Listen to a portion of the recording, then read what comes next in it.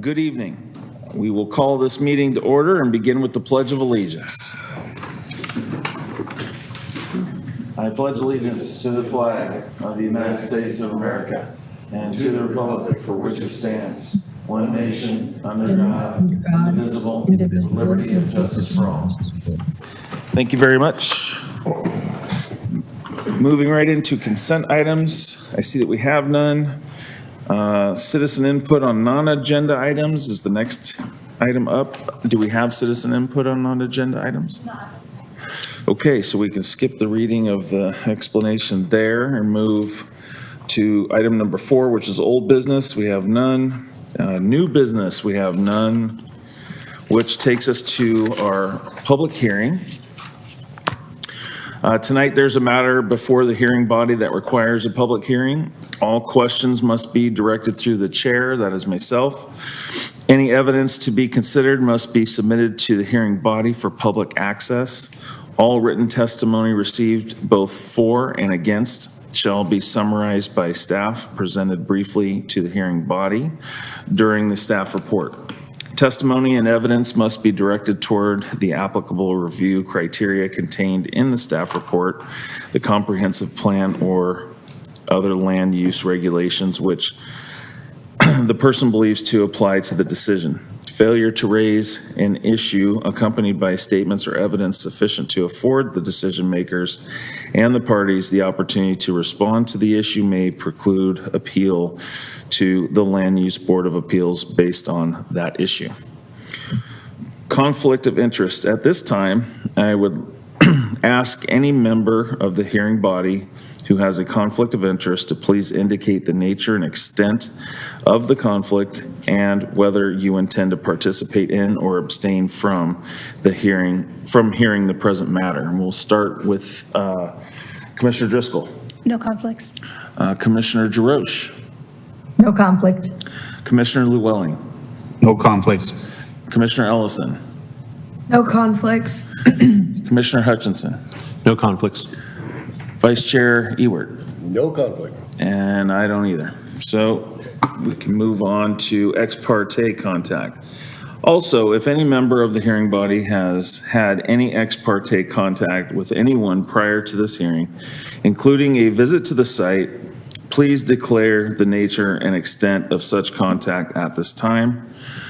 Starting with Commissioner Driscoll. No contact. Commissioner Jarosh. None. Commissioner Llewellyn. No contact. Commissioner Ellison. No contact. Commissioner Hutchinson. No contact. Vice Chair Ewert. I visited the site, drew no conclusions. Very well. Does any member of the audience have any questions for any commissioners regarding ex parte contact or conflict of interest? Okay, seeing none and seeing none online either, we can move to the next segment, which is the public hearing will be conducted as follows. Staff will have 20 minutes. We're going to amend that 5-minute clause because that never seems to really work out for us. So it's going to be a 20-minute staff presentation. Questions, if any, by the hearing body or staff. Then the chair will open the public hearing for testimony. Applicant will have 20 minutes. Proponents, if any, will have 3 minutes. Opponents will have 3 minutes. And any rebuttal statements will have 10 minutes. And then the chair will close the public hearing. So at this point, I would like to begin the hearing DR 24-02 and PAR 24-03 Boyer Industrial Park, presented by Associate Planner Emma Poricolo.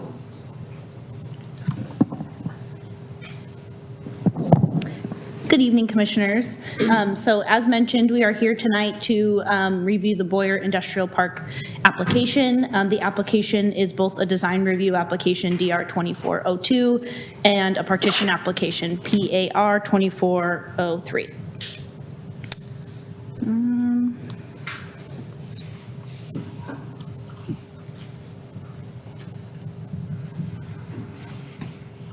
Sorry, quick technical difficulties.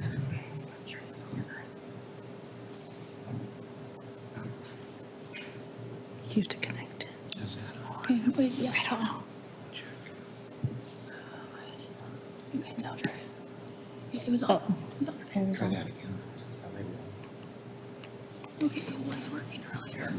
Oh, no, it's off. There we go. There we go. Okay. Sorry for the pause there. So to orient you to the site, so the site is located at 1976 Southeast Township Road.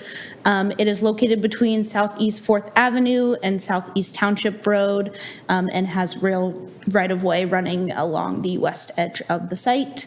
It is currently seen here outlined in this blue. It is currently one tax lot as exists today. It is located in the Canby Pioneer Industrial Park and is generally surrounded by industrial uses. You see a Shimatsu to the north. There's another section of BBC Steel's operations to the south across township, as well as American Steel. The Zion Memorial Cemetery is located to the east, and some more industrial businesses to the west, as well as the Trost and Baker Prairie Schools campus to the southeast.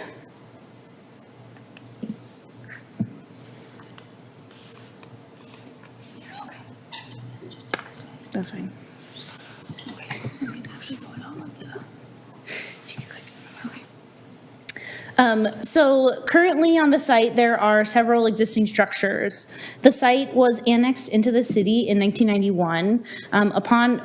When it was annexed, there was some existing structures on the site. The first was the single-family home located in the southwest corner of the lot, as you can see labeled here on this image, as well as the cell tower located in the northeast section of the lot.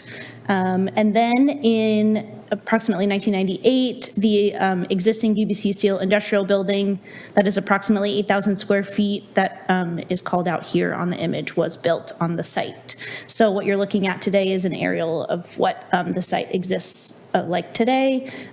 North of that industrial building, there is an existing laydown yard as well. You can see here on the aerial imagery. Next slide.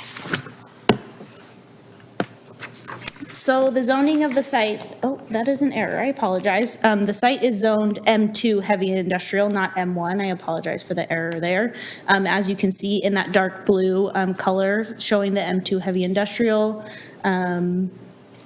As already stated, it is located in the industrial park, which means it is located in our industrial overlay zone. Adjacent zoning includes M2, heavy industrial, M1, light industrial, as well as some unincorporated parcels, which are zoned exclusive farm use in the county, which are under Clackamas County zoning. So getting into what is proposed for the site, as I mentioned before, there are two applications proposed. The first is a partition application.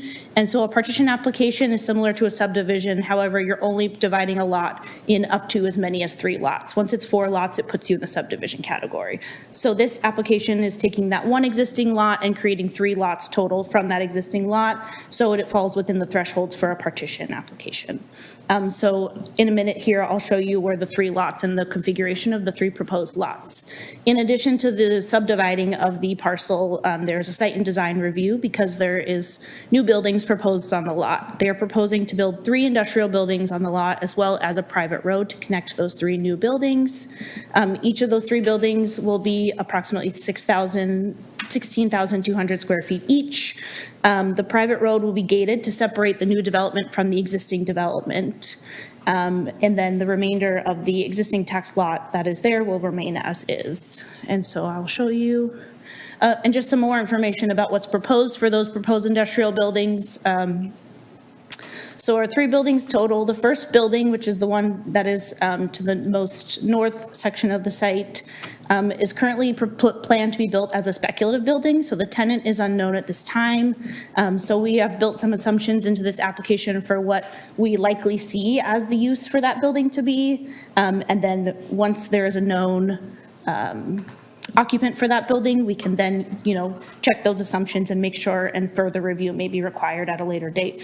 But for this application, I will walk you through kind of the assumptions we've made through this application for that speculative building. And so as mentioned here, the project analysis assumes a light industrial use, and that is both because of the size of the building and the surrounding zoning and the adjacent buildings as well.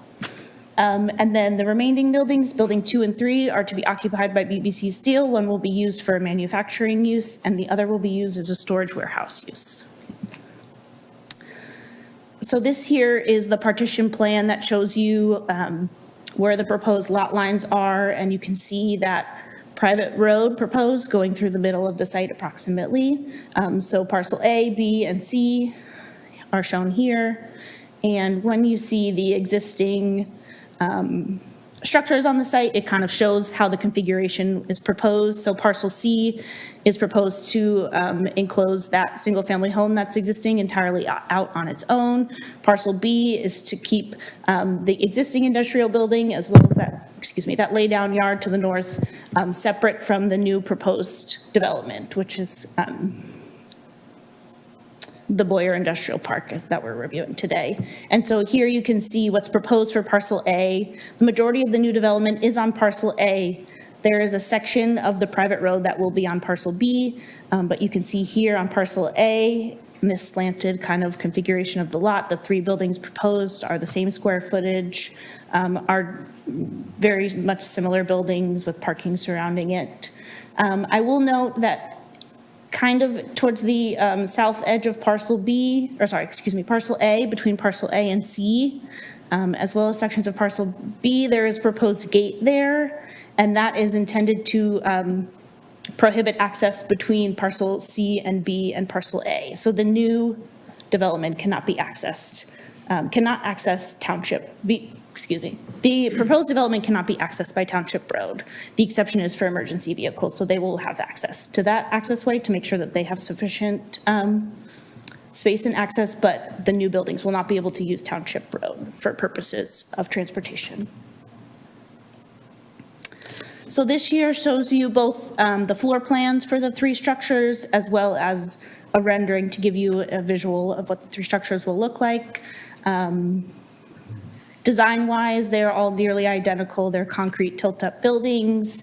You can see glazing around the proposed office spaces. Building 2 and 3 will have 2 offices kind of on the edge of the buildings, and building 3 will have 1 office space in the building.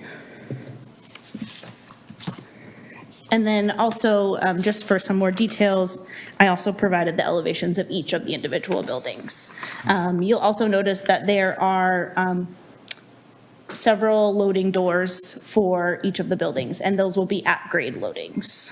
So this is building 1 here, which is the northernmost building. Building 2 looks very similar, and then building 3. So getting into the applicable criteria for the application, this here is the list of the applicable criteria. So off-street parking and loading requirements, the development standards for the zone, the M2 heavy industrial zone, the industrial overlay area requirements, signage, which isn't addressed in this application and will be reviewed in subsequent applications, outdoor lighting standards, site and design review, partitions, and then general standards and procedures and application procedures for the applications. So first, we're going to look at the partition criteria that apply.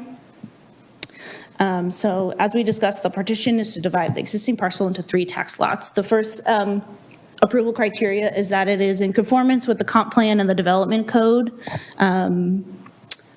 The proposed configuration of the new lot lines meet all required setbacks, as well as the new development will meet the required setbacks, and the existing uses are permitted in the zone or are legal pre-existing non-conforming. The layout of the parcels was designed to accommodate the existing buildings, the proposed buildings, utility easements, both existing and needed to be added, as well as adequate access. There are some special provisions in the partition criteria for private roads.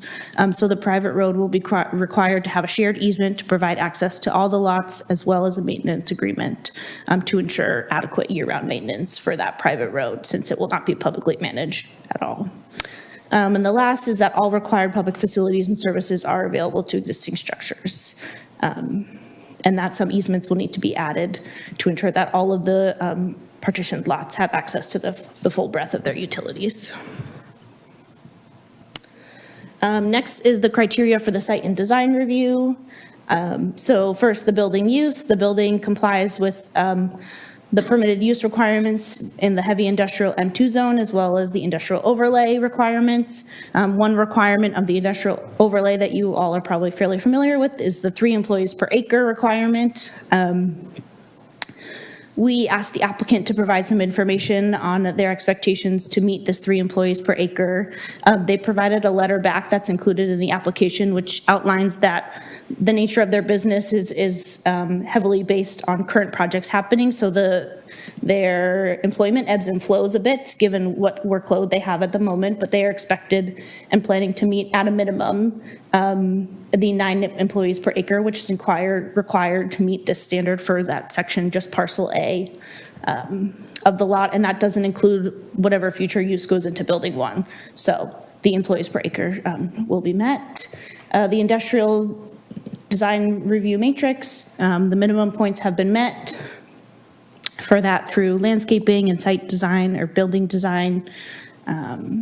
Compatibility with the vicinity, the building's use and design are consistent with other buildings in the vicinity in the industrial park. As we mentioned, the design of the building, as well as the use are similar to those seen around the site. The building height is 27 feet tall. The maximum height in the zone is 45 feet tall, so that meets the standard. And the proposed landscaping exceeds the minimum landscaping requirements, both for the entire lot and for the parking lot landscaping. Consistently with parking criteria, so the proposed development exceeds the minimum parking requirement. As you can see here, there's 11 spaces needed for the office space proposed and 43 spaces for all other industrial areas, so warehouse and manufacturing uses, which is a total of 54 spaces. 73 spaces are proposed for the lot, and this assumes industrial use for building 1. All the industrial uses have the same parking requirement rate of square feet per space. So this building 1 is assumed to be industrial in this parking count here. So consistency with our traffic criteria. A traffic study was completed by DKS, and then some new information came, more specific information about the proposed uses on the lot, as well as the changing of the planned access for the project. So there was an amendment to that transportation plan. Both were included in the staff report attachments. So the proposed project is expected to generate approximately 184 total trips daily, 24 a.m. peak hour trips, 27 p.m. peak hour trips. None of the study intersections fail to meet mobility standards, both for the background or project conditions. However, Oregon 99E and Pine Street are expected to get fairly close to the VC standard and the mobility standard for that intersection, but are not exceeding it with this project. Additionally, similar to all industrial overlay projects, the project will need to contribute their proportional share fee in lieu for the Walnut Street extension. For this project specifically, that is $88,000. And lastly, the project triggers improvements, half-street improvements to Southeast 14th, with which that improvement specifically is resurfacing, or they are welcome to provide a fee in lieu to the city instead of doing the resurfacing work themselves. A bike lane is planned for Southeast 4th Avenue. However, the improvements are only in front of in front of parcel A on the new configuration of lots that are proposed. So in discussion with Public Works, we felt that that segment of bike lane was too short and would actually be more dangerous to include at this time. So that is kind of being put to the side for now, but sufficient space is expected to, there's sufficient space to add that at a later date, but is not being added at this time. So the conditions of approval, there are 56 conditions in total. The large majority of them are standard conditions. A couple that I wanted to point out are the transportation fee in lieu, which I mentioned before, is that $88,000 for Walnut Street, the improvements to Southeast 4th Avenue, which I just mentioned, as well as conditions of approval 38 through 41 describe the review process for when the tenant proposes to occupy building 1. So that is what I mentioned earlier. We've made some assumptions here, and those conditions outline the process for when a tenant is known. How do we review it to ensure it's consistent with those assumptions we made, or if further review or land use applications are necessary to ensure that it is meeting the city standards. So based on everything in the application, as well as what I've presented tonight, staff recommends approval of application DR 2402 and PAR 2403, subject to the identified conditions of approval. And I missed one point that I wanted to go back and mention quickly. I mentioned that the gate is proposed between parcel A and B, so that there will be prohibitive access. The private road is actually technically will extend all the way from Southeast 4th to Southeast Township, and that is because the portion of the road from Township to the gate, so from the south to the gate along parcel C, is already existing on the site with that existing single-family home and the existing industrial building. So that portion is already built, which is why it can be gated off and not used by parcel A, if that makes sense. So that concludes my presentation, and I'm happy to answer any questions. Thank you very much, Emma. Planning commissioners, at this time, we will open it up to questions for staff from the Planning Commission. We'll start with Commissioner Jarosh. You got to turn your mic on, Judy.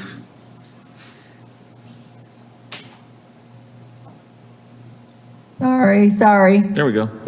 I have one question. Excellent, thank you as always, really appreciate it. And because you put so much work into it, I make sure to read everything about it as, anyway. But I do have one question. It's just a question of clarity for me. It's on page 24 of the staff report, section 6, conditions of approval. The applicant indicated which 2 buildings they will occupy. However, the exact building has not been tied to each of the structures. I'm sorry, I just can't wrap my head around what that means. I'm sorry. No worries, I can clarify. So Okay. basically, the application addresses that BBC Steel will occupy buildings 2 and 3, but it's not identified, building 2 will be the warehouse or the manufacturing, and then building 3 will be, it's not identified which one will be each, since there's 2 uses proposed. So there's, You say the exact building has not been tied to each of the structures. You mean the use? yes, that would be a more Okay, appropriate, all right, yes. I got it. And so Thank you. we can have the applicant confirm here tonight. I believe building 3 is intended to be used for manufacturing, but I didn't want to build in an assumption into the staff report and I wanted to be sure. So that's why the condition of approval is there. But yes, use is a more appropriate term there. I'm not critiquing, it was just a question. Thank you so much. Yeah. I'm done. Thank you, Commissioner Jarosh. Commissioner Llewellyn. No questions. Commissioner Ellison. No questions right now, thank you. Commissioner Driscoll. I've got questions. I wanted to understand a little bit more about the existing structure that's going to be made into parcel C. So it's a residential structure. It will remain a residential structure and effectively be turned into a parcel that could only be used for that function. So when we incorporate new land in and rezone it, is there any kind of underlying grandfathering of the existing zone specific to the buildings themselves or the future uses in an M2 situation? And the reason that I'm asking that is because I saw in the M2 code that you'd have to have a 20-foot setback on all sides for anything that M2 abuts residential. So we have something that's abutting something that is and can only be residential, but it's not specifically zoned residential now. So I just wanted to understand a little bit more about how that's determined. Yeah, so I can speak to that a bit. So you're correct. There is that extra setback requirement when you're abutting a property that is zoned residential. So there is a house, but its zoning is consistent with the rest of the lot, and no zoning changes are proposed right now. So it will remain an M2 lot. It is a legal pre-existing non-conforming use, the house. So it will remain that it's being, the use is being untouched and unchanged by this application. It's just being parceled off. I guess I'm trying to remember if I remember the details, but of your question, but I think that yes, it is being sectioned off, but it would be very unlikely that it would ever become a residentially zoned property. Sure, it's just going to be used residentially in perpetuity Correct. because nobody wants a 0.3 acre lot surrounded by M2. So it's unlikely to be developed in the future in a different way. And because of its long-standing only use as residential, that's where I was just kind of curious if in grandfathering the allowance of that single-family home in the M2 zone, if there was anything about it being considered residential in any other way, shape, or form. I guess I would just add that I see your point. If they are to tear it down, right? If someone wants to purchase the parcel and use it for something else, or if the building is to become, let's say, an office space and not be used as a single-family residence as it is now, to my understanding, you lose the right to the grandfather as a residential use. So something can change. So it's possible, yes, in perpetuity, it could be a single-family residential home and used as such, but it could also mold or be demolished and used as a different use. But nothing in the code kind of addresses the uniqueness of the situation. Yeah, nothing carries over from its original Yes. base what am I looking for? Zone.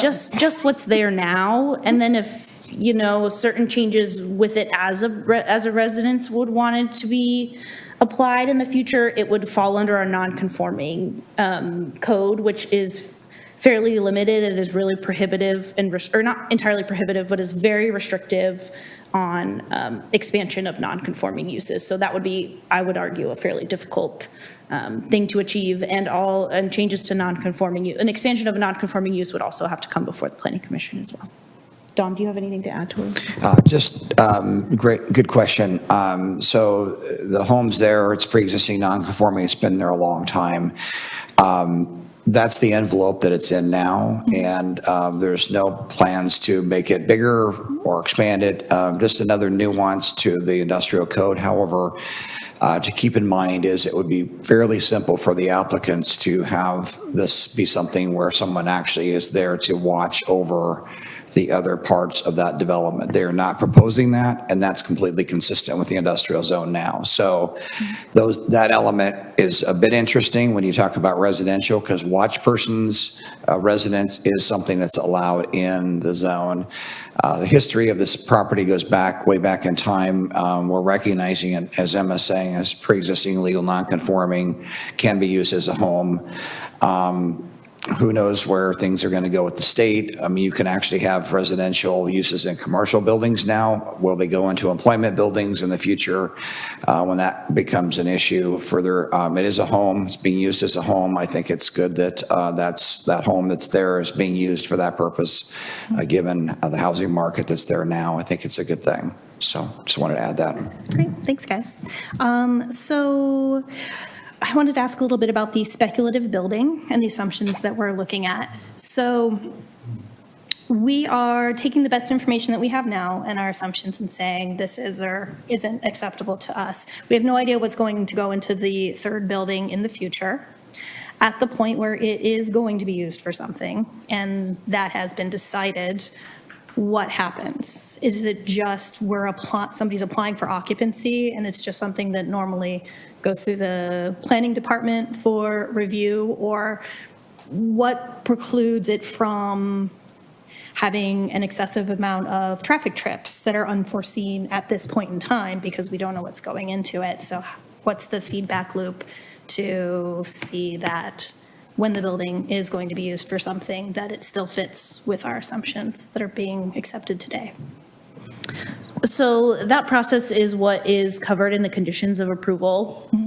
And so basically a zoning letter so it would require city review before they could get occupancy or get to building permits. That would also trigger planning review. But additionally, a zoning letter will be required to be submitted.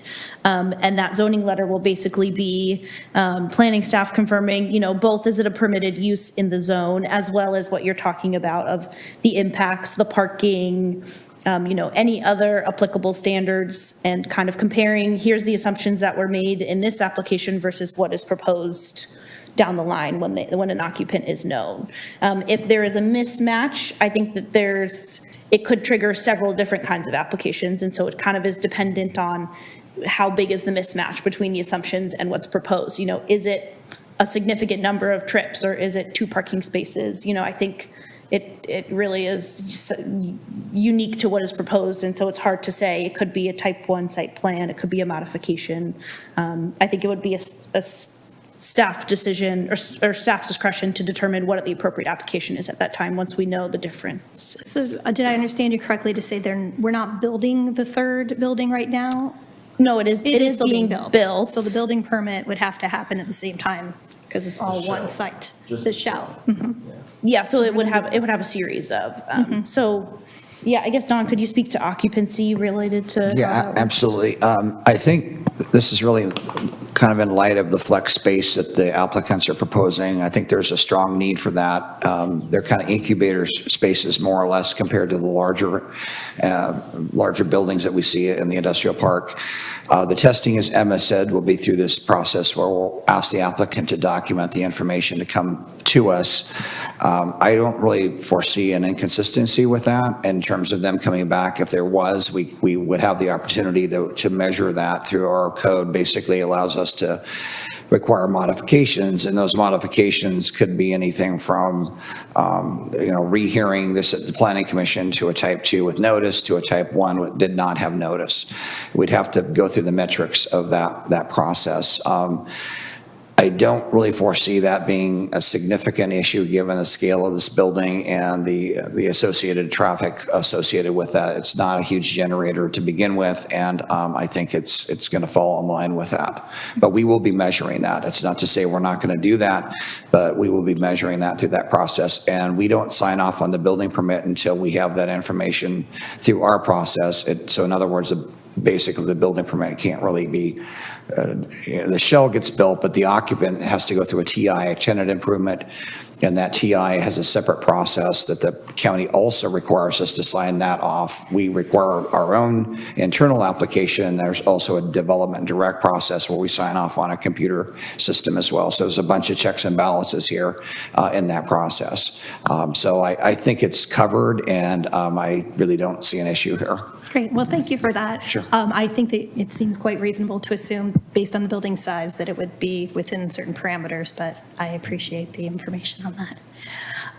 Matt English of Canby Fire, in page 22 of the staff report, said that Canby's without a fire inspector for plans reviews, that they weren't expecting on having another inspector on board until right around now. So again, our checks and balances at the end are going to account for anything that he wasn't able to review initially? So the fire marshal, fire district has several opportunities to review and comment. One is through this process. One is through the plan review process, which they have authority over as well. Plan review is part of the building permit process. So they've had an opportunity through this process to receive the information, which we believe they've reviewed. But if there are other issues that come up, they would have the independent authority to review those independent from us during the plan review process. Okay, thank you. Environmental compliance, the application, at what point does that need to be submitted and reviewed? That is a Steve Gehring question. I need to confirm with him, but likely the two options are either to receive his signature on the pre-construction plans, which is the plan review that Dawn is mentioning, or prior to occupancy. Okay. All right, I got one last thing, guys, I'm sorry. On the TIA, it looks like the traffic study was done, they were looking at it back in July of '23, and that the traffic study was done in October of '23, and then there was an update in May of '24. So when they're looking at things and they're making these assumptions, and we're talking about our failed intersections, the last time they looked at it was last May. And that was also before we approved other very high traffic volume things that are going to be coming online before this. So it'll be something we can discuss concerns about later, but I guess my question is, why didn't we circle back with them for something more recent before this happening in almost March, like 10 months later? We don't have an expiration on the traffic studies, and So even though the conditions can change, we don't necessarily revisit them? I think it's project dependent, but in this case, it didn't seem that there was a trigger to revisit. Okay. Yeah, and I would just add to this, or doing a transportation system plan update, the same transportation folks that are doing these independent studies are also doing they're monitoring the intersections as well. So the information, I would argue, is not dated. So I think to your point on that, I mean, there's active review of that information. Okay. Well, thank you, everybody. That is my exhaustive list. Okay, Commissioner Hutchison Nothing from me, thank you. and Vice Chair Ewert. Thank you. Couple of questions. Number one, good staff report. I appreciate that. So I think the majority of my questions gather around the road that you have in there. And I think that the one line that is on page 2 of the staff report, it says a portion of the private road to be constructed with improvements is located on parcel B and C. So I guess my question is, the road that's servicing this project, that's on this parcel that we're looking at, is the road for it that services it on B, C? Where is it?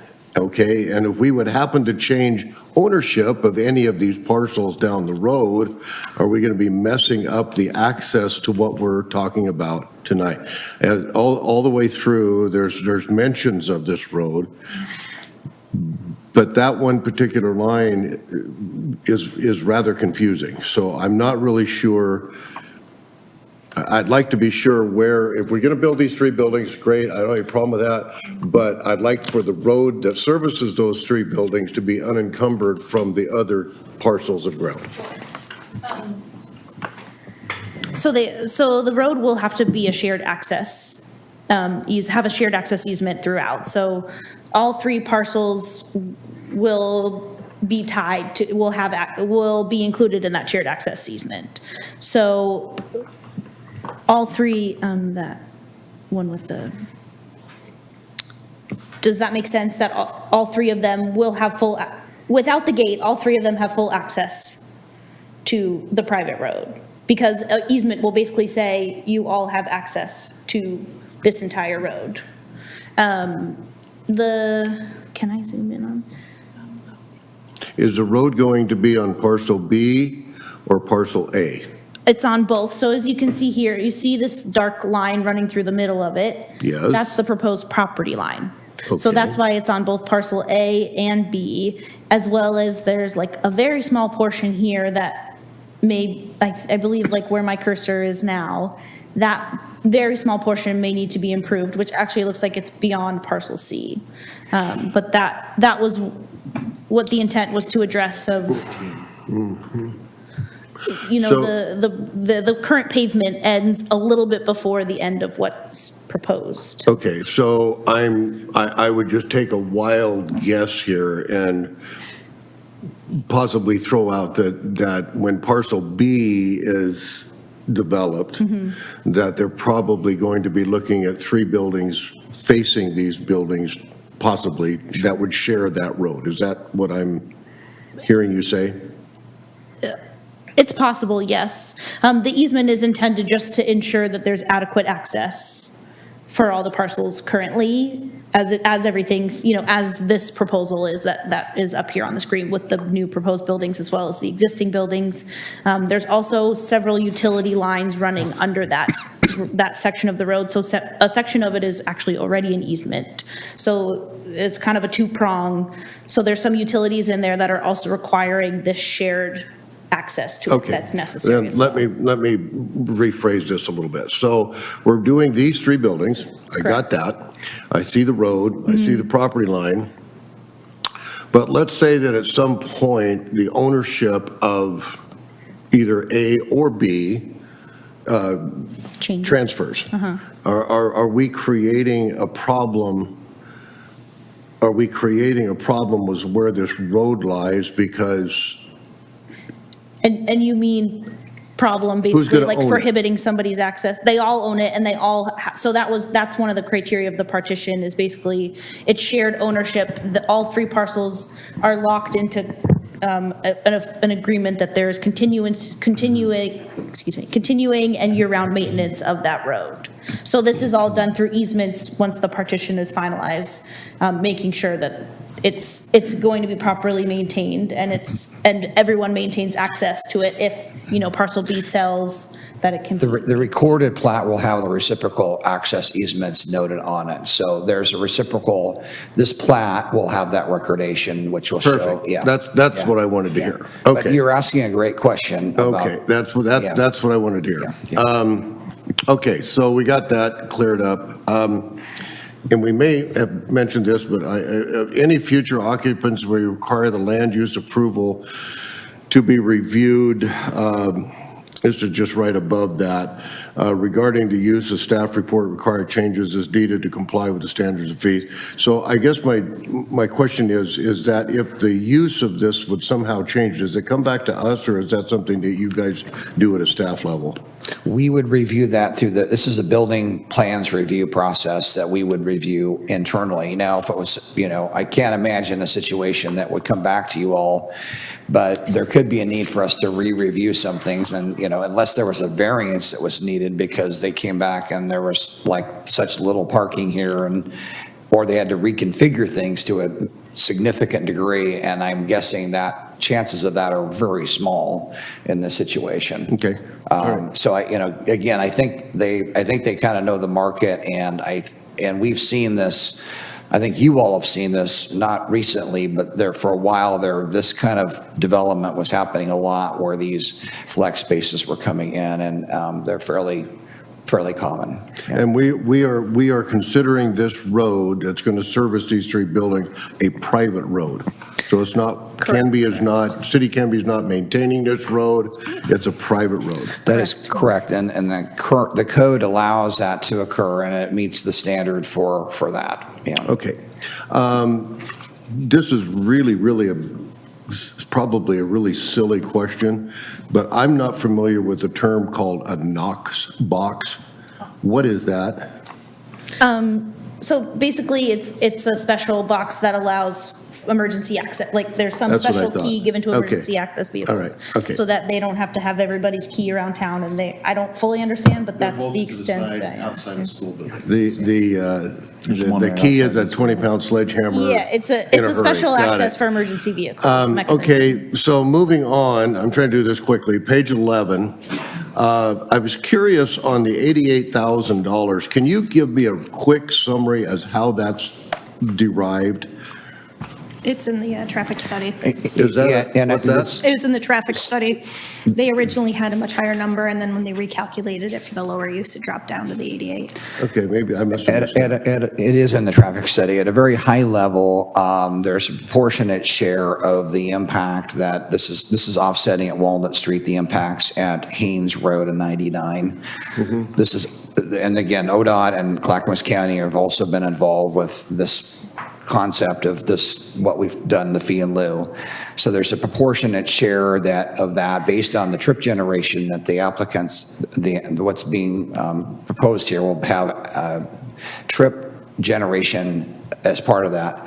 And the proportion of that impact of the improvement of the intersection at 99 and Haynes is transferred here, and they pay a proportionate share. It's been vetted by our attorneys here, it's consistent. Our previous attorneys, where it started, said it's consistent. This is how you do it in Oregon, where you have a situation like this, where you have a failure and you have to offset it. And so Walnut Street is that offset for that. And this is not the first, you obviously have seen this before, this come up, and it's to proportionally share the cost of that, which then ends up being transferred to Walnut Street to allow that to be developed.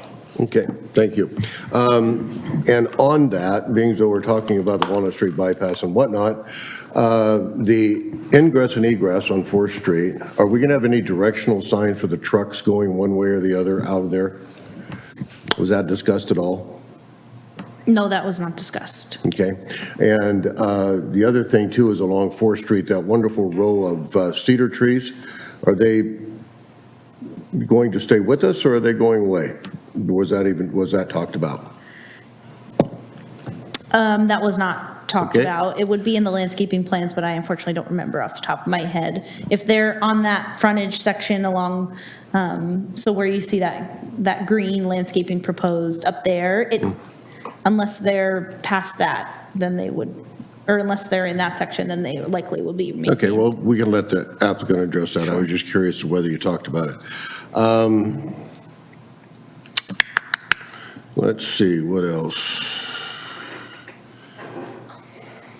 On page 12, on page 11 on to 12, it says prior to occupancy, the site distance at all proposed accesses will need to be verified, documented, and stamped by a registered professional civil or traffic engineer licensed by the state of Oregon. Preliminary site distance evaluation from the driveways indicates that they would be expected to provide adequate site distance. However, shrubbery adjacent to the southeast 4th Avenue driveway needs to be pruned back to ensure the site triangle is cleared.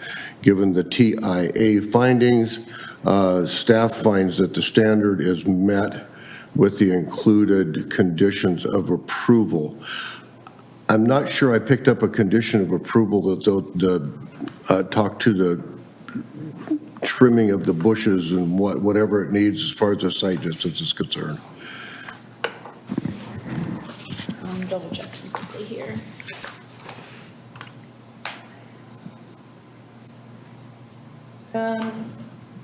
Condition 25. Okay, Minimum site distance requirements shall be met at all site accesses. Site distances should be verified by final engineering construction stages, including pruning the shrubbery adjacent to the southeast Got it. 4th Avenue driveway. perfect, thank you. And let's see, what else did I come up with? Just a personal note, and I realize that you guys qualified this with a state law. I think it's criminal that these guys have to put any cost towards any electric plug-in vehicle stations. My own personal opinion, for what that's worth. And what else? Loading areas. So it says here that where am I at? Page 15 says required loading areas shall be screened from public view from the public streets and adjacent to the properties by means of site obscuring landscaping, walls, or other means as approved through the site design review process. Then we drop down into finding 10, and it says, with the setback and proposed landscaping, the loading areas will be partially screened from the public street, and the closest loading docks are over 80 feet from the right-of-way. So I guess my question is, you say that the criteria is met, but the criteria says that the screening will be complete, not partial. So are we saying that we're not meeting the criteria in this particular case and that it's okay to just do partial instead of complete? I think this is speaking to the fact that we believe the intent of the criteria has been met and that there may be a very small portion of the loading that is visible via the private road access way, but given the configuration of the site, Okay. that is the best option available. All right. I believe, let's see here. The gate, we already talked about that. We already talked about that. I think I'm good. Thank you very much. And I have no other questions at this time, so we will open the public hearing for testimony, and at this time invite the applicant to present their project to the Planning Commission.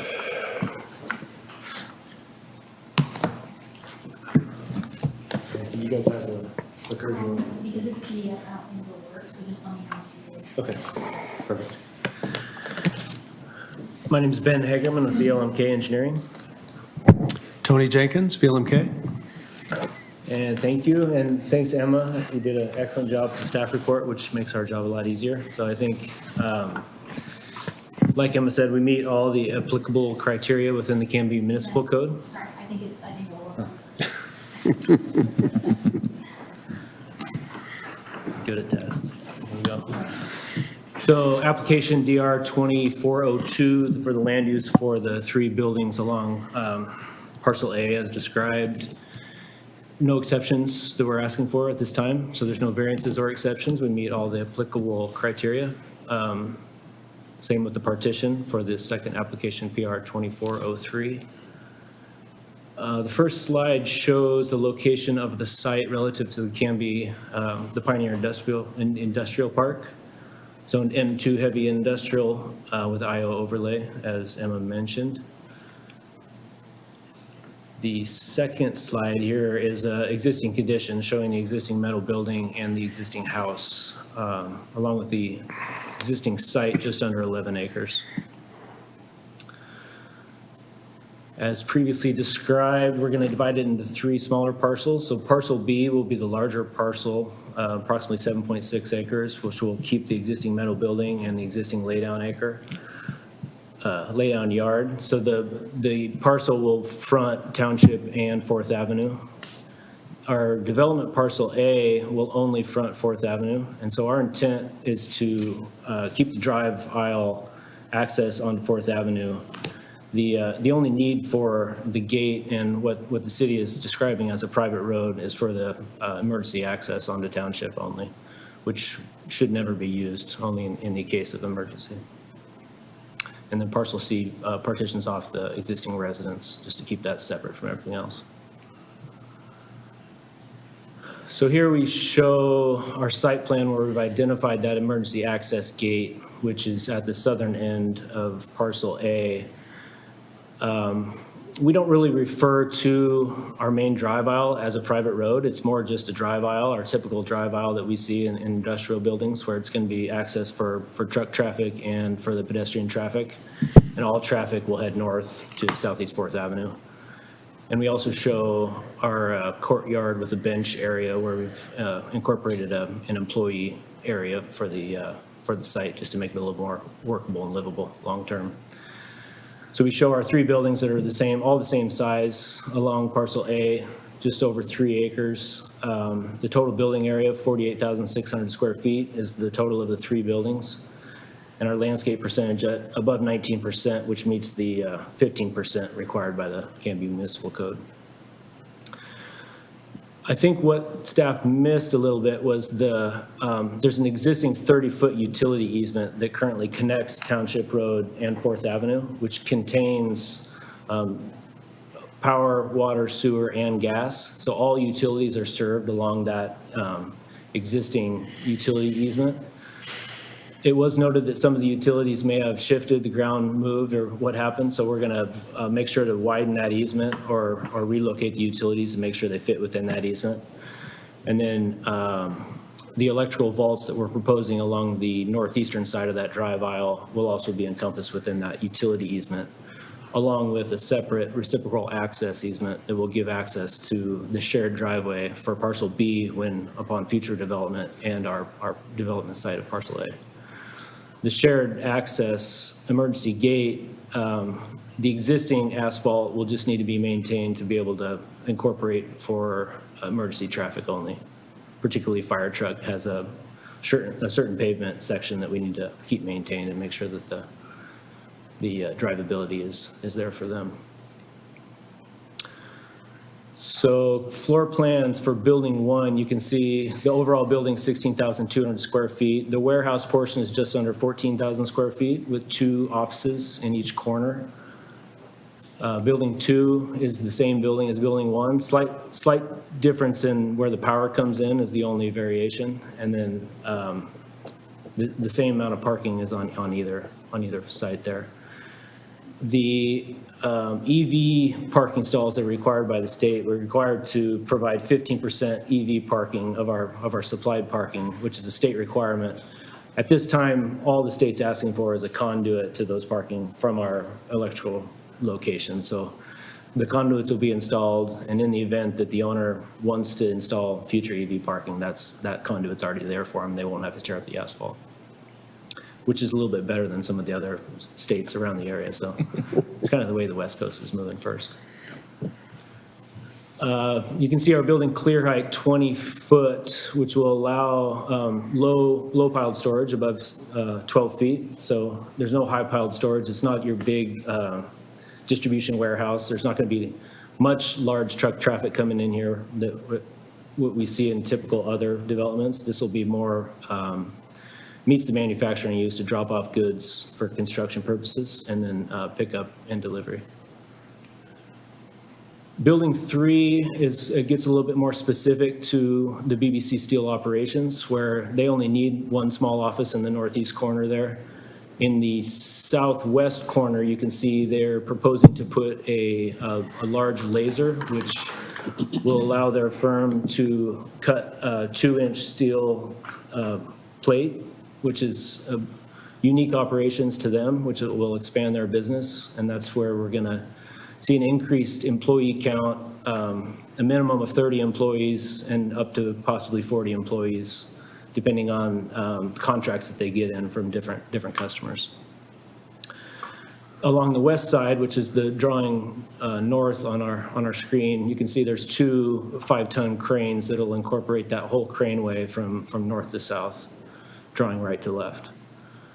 So to speak to the uses of these buildings, I know staff identified 1 building would be manufacturing and 1 building would be storage.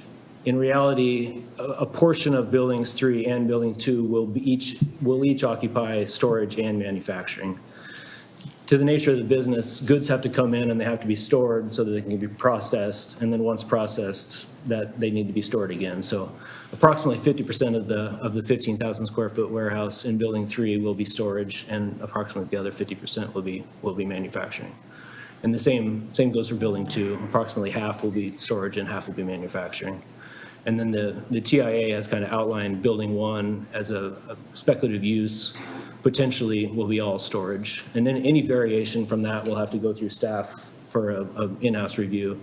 And if they see that it doesn't meet that criteria, it'll be pushed back to Planning Commission for a future review. So here's a slide kind of showing what BBC Steel does. You can see there's some different household items. There's welding and cutting of steel in different shapes and sizes. Talking to Tony out in the hall, they're currently doing some cutting of some 3-inch thick steel plate for some rockets in NASA. So large contracts all over the country, and coming right out of Canby, and good business that's been around for a long time. Along the left-hand side, we can see the different variations of what they perform in their current operations, and these new buildings will just expand on that current operation, allowing them to facilitate more clients. The exteriors, which we've seen previously, the image on the top is building 1, which is identical to building 2, so we just showed one of them. And then building 3, you can see towards the south end, there's a larger overhead door which will accommodate larger plate steel to come and go and be loaded onto trucks. So again, staff recommends approval for both applications, and we feel that we meet all applicable criteria without exceptions. Good job. Yeah.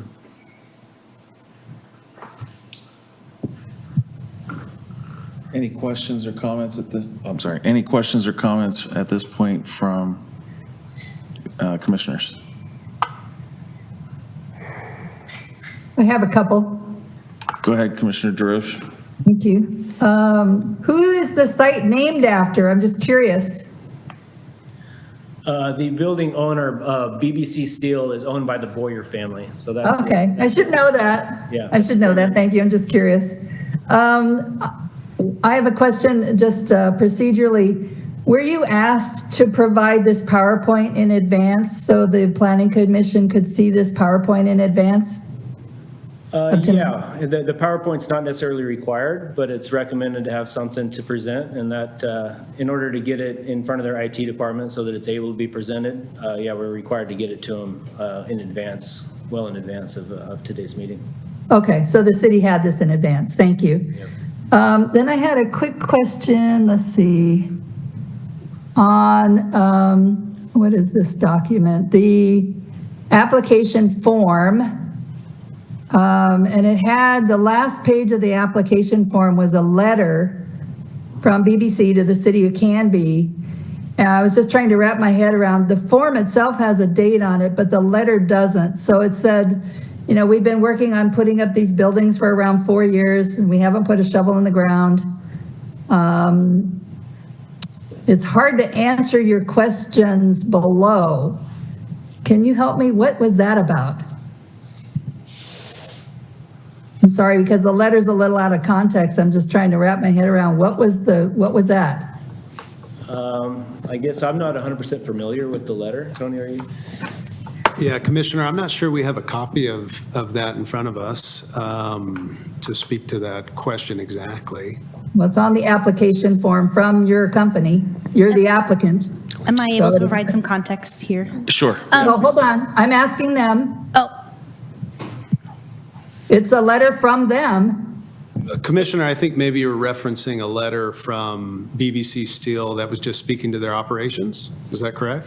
It's attached, that's what I'm asking is what was the letter about? It's attached to your form, Yeah. your application. The only Right. letter that I can recall is there is a letter that speaks to just the applicants, or excuse me, the owner's operations and just clarifies the need and desire for the 3 buildings. so if I could just chime in, this is a bit, I'll take a little bit of ownership here.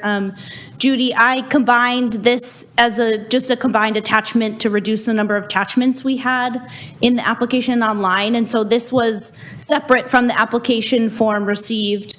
Subsequent to the initial submittal, I asked for additional information from the applicants regarding how they are meeting the employees per acre requirement, and this letter was what was received.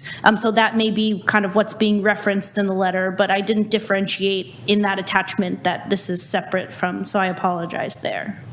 There's no date on the letter. Would it have been a different date?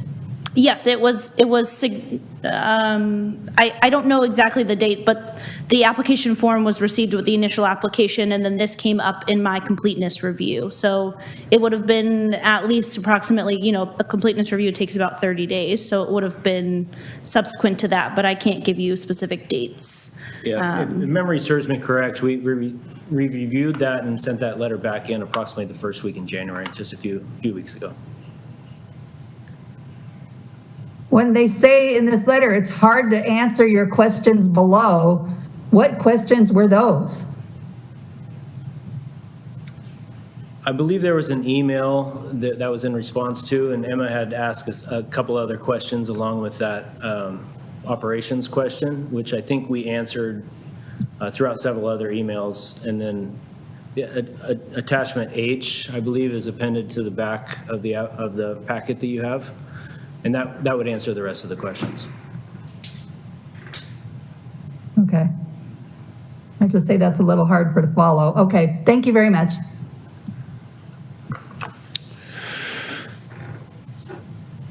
Commissioner Driscoll. Thanks. So I had a question about the water runoff from the laser processes. So I don't know if you're able to recycle any water used for the metal cutting, or if it is being used once and then separated somewhere, but I'm assuming that we do not put that back into the water table, and I'd just like to learn a little bit more about how it's contained so that it isn't going back into the groundwater.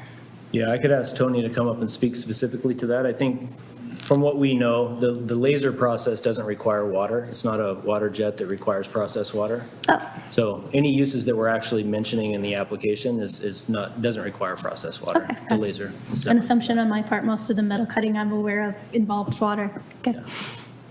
There are other applications in their current facilities that do use processed water through water jet cutting, but not in these buildings that we're proposing at this Okay, time. great. Well, that was my question. Thank you. Commissioner Llewellyn? I have nothing. Commissioner Ellison? Nothing at this time, thank you. Commissioner Hutchinson? None, thank you. Vice Chair Ewert? I am good. Very well.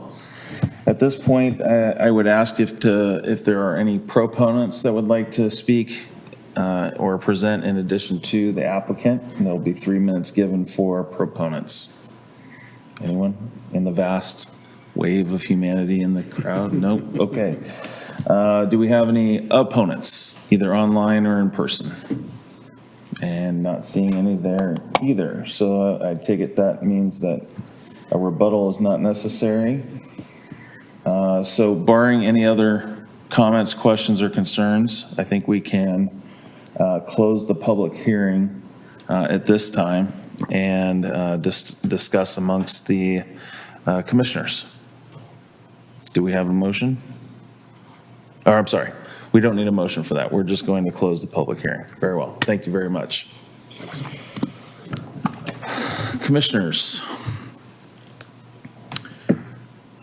at this time, are there any motions that we'd like to entertain?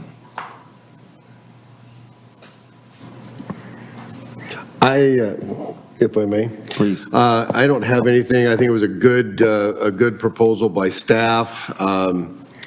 This is one of those, I think, fairly clean-cut things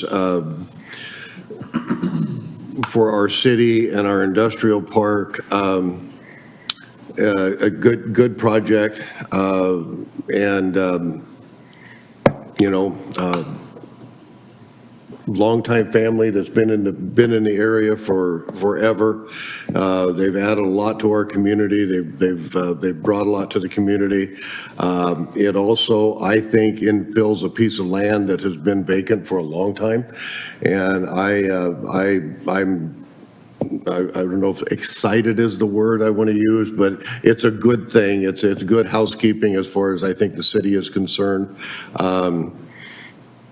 And I think that it's probably the doorstep for a development of a larger area that also we need to get infilled and get taken care of. So it's one of those great, good, clean projects that I have no hesitation as to getting it to move forward.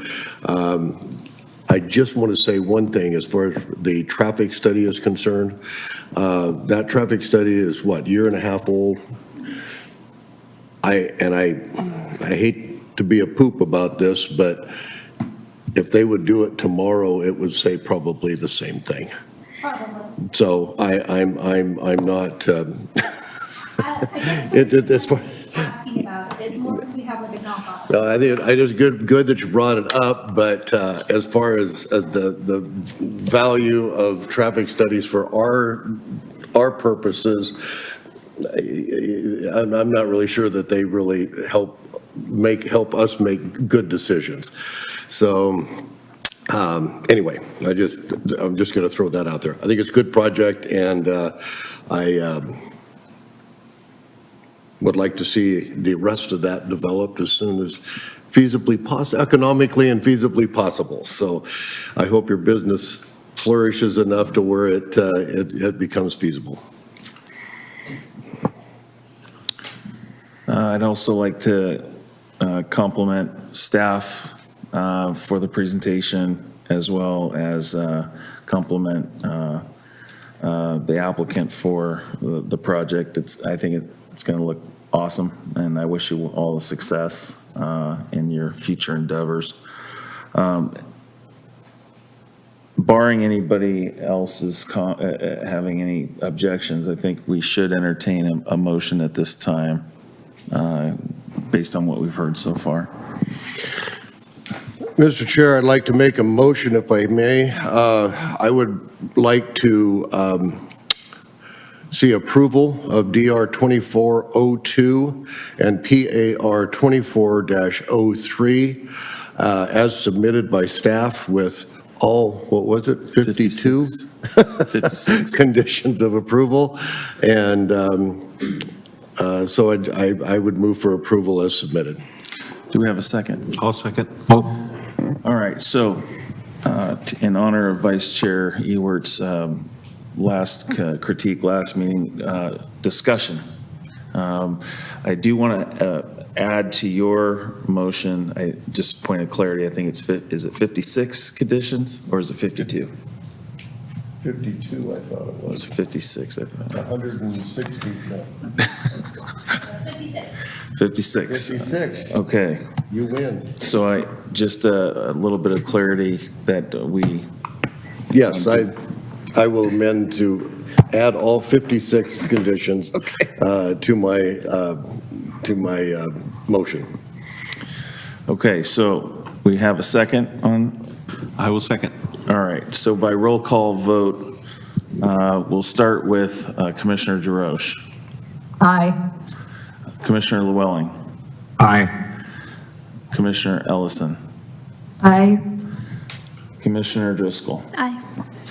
And then we already have the ayes for the motion in the second, and I myself am an aye. Therefore, Planning Commission approves DR 24-02 and PAR 24-03 with 56 conditions as proposed. Thank you very much. Congratulations. Thank you. Now, we still have the meeting to continue with, right? Thank you very much for being here. You're welcome to hang out if you want. Moving into our next item, items of interest from report from planning staff. Planning Director Hardy, take it away. Chair Ellison, just a few updates for the planning department. First, I'm very pleased regarding the last training, their response and engagement to that, and we sent the video to Commissioner Driscoll as well to watch. She was not able to attend, but hoping that we can continue to do more of those trainings, and I think Josh Soper is particularly gifted as an attorney, and you will likely see more of him on other topical issues in the future. We have some hearings coming up next round, March 10. We have 2 hearings. We have that night, and then March 24th, a hearing after that. We have the fence code coming back. I know Jason Padden, Commissioner Padden was, or City Council Padden was excited about the fence code coming back. I'm not sure if you are excited about that, but that's coming back on the work session for the fence code. Dawn, we're so excited. We can't wait. Yeah. So anyway, that's coming back. Ryan Potter will be bringing that forward. We have some community summits that will be for our comp plan. Those are probably likely going to be more like summertime and fall that are, and we're still working through some issues on the urban growth boundary and in particular park land that would be part of that area. There's some ongoing discussions around that, but more to come on that, and I will keep you posted on that.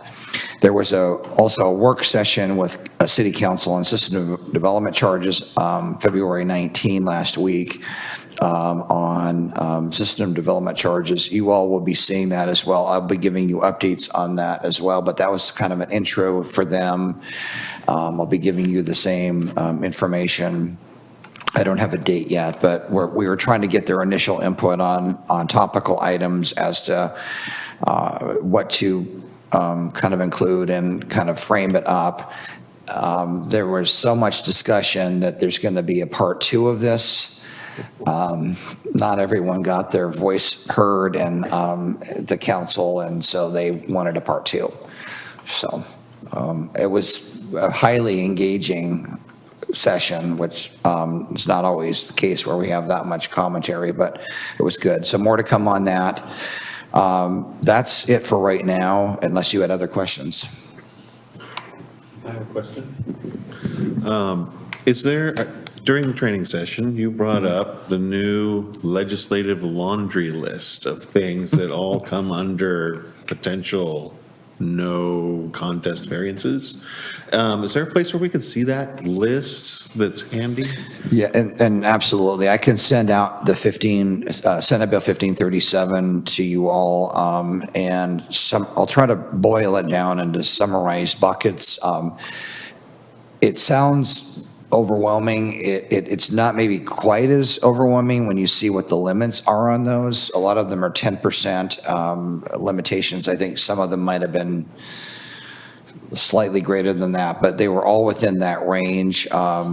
Which is something that you already have within your range to approve. Well, What's we the do, process but with it's it? really it's limited to setbacks. Our current code is rather conservative, and so you can get a 10% adjustment on setbacks, and for signage, but that's the only thing that's administrative in our current code. So, yeah, I can send you the list, and I'll try to boil it down. The bill itself is not super easy to understand. It's pages and pages and references to other links, et cetera. But yes, that's what I'll be glad to share that with you. And just on the note, we're going to be moving forward with the code update as well. And the idea, I think, really what we're trying to do as staff and with the advisory group with the code update is to still try to stay a bit ahead of Senate Bill 1537, and even to the point of like understanding where that's at. But even though the review process is becoming type 2, looking at things like how can we be proactive in making suggestions to developers? Like, yes, you could go through all these adjustments, but is there another way that might be more compatible for what we would think versus what just following dimensional code standard issues? Translated meaning that, like, we'd like to start looking at what physically these things look like, once they're built and as examples. And that's part of what my vision is for the code update, is to start looking at, well, what does this mean?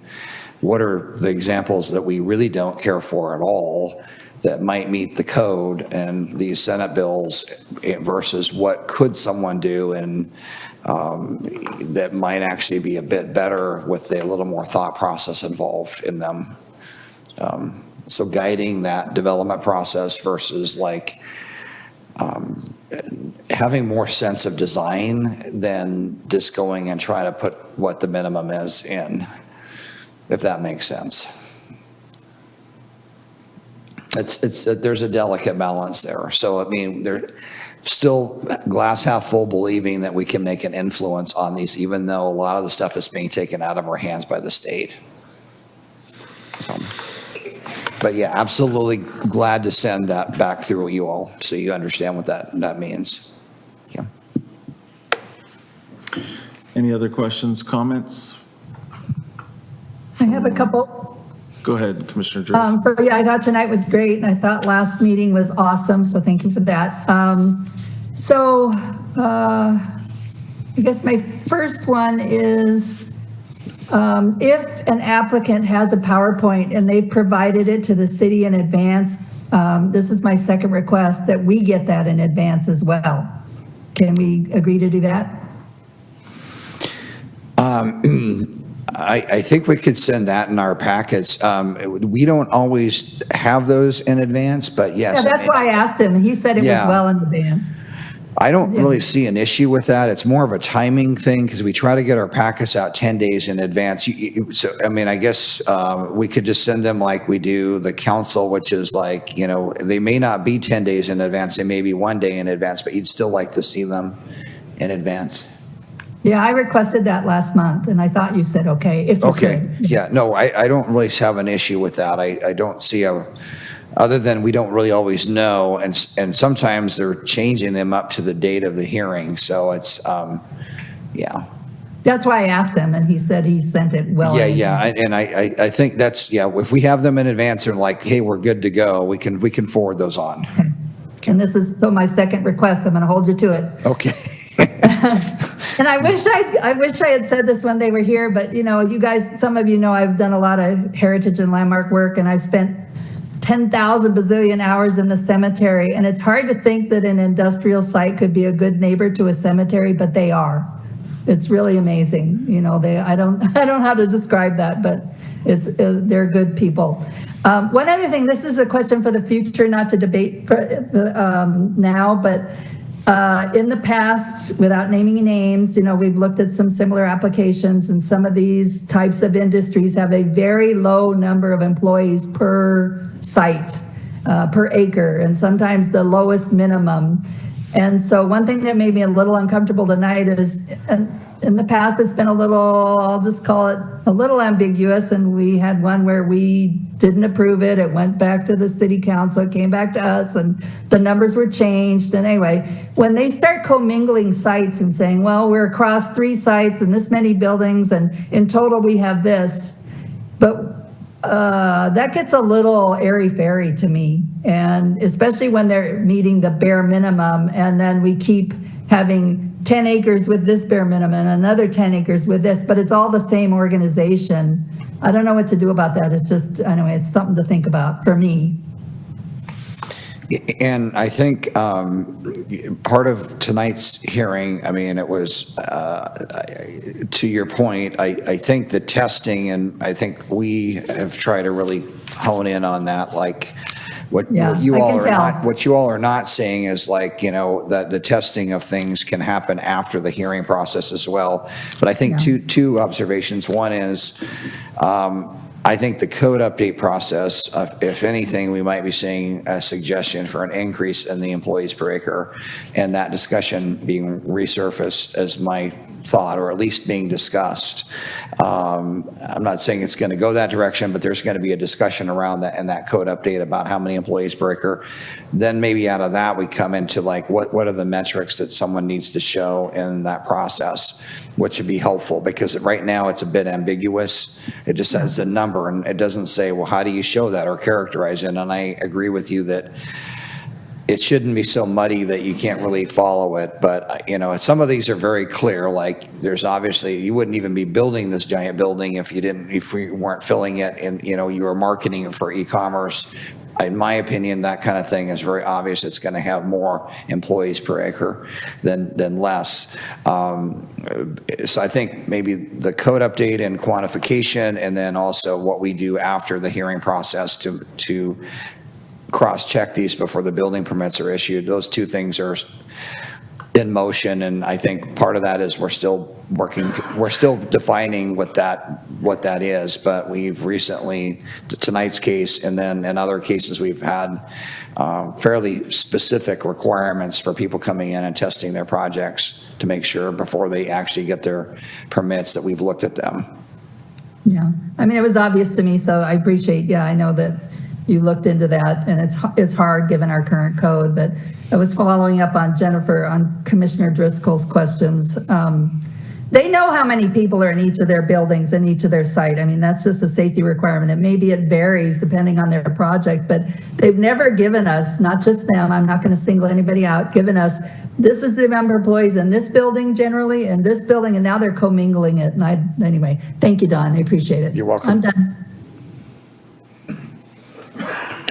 Okay, at this time, unless there's any other questions or comments, we will move into items of interest or guidance from Planning Commission. We tried out, we put the training wheels on using discussion at the motion process. Thought it went okay. And I think that was in part came from feedback we had at the last meeting, which was, we kind of slammed through some of the decisions and the votes. And, especially if folks have trepidation over their vote or feeling pressured, that's another attempt at a stopgap from just slamming a vote through without any discussion. For example, the employees per acre, it's meant to be able to drill down more on that, or, any other issue that somebody isn't feeling comfortable with. Yeah, in the past, sometimes it was a little awkward to know when it was appropriate to ask certain things, and I think this format was a lot more straightforward. And this script is the best version of the script. It occurred to me there's another version floating around, and it was a little bit laid out different. So this one was a winner, by the way. It helped me out a lot. So thank you for that. Thank you. At this point, unless anybody's got anything else, we will entertain a motion to adjourn. I move. Do we have a second? Second. All right. I don't know that we need any discussion, but all in favor? Aye. Aye. Aye. Very good. The ayes have it. We are done for the evening. Thank you. Good night.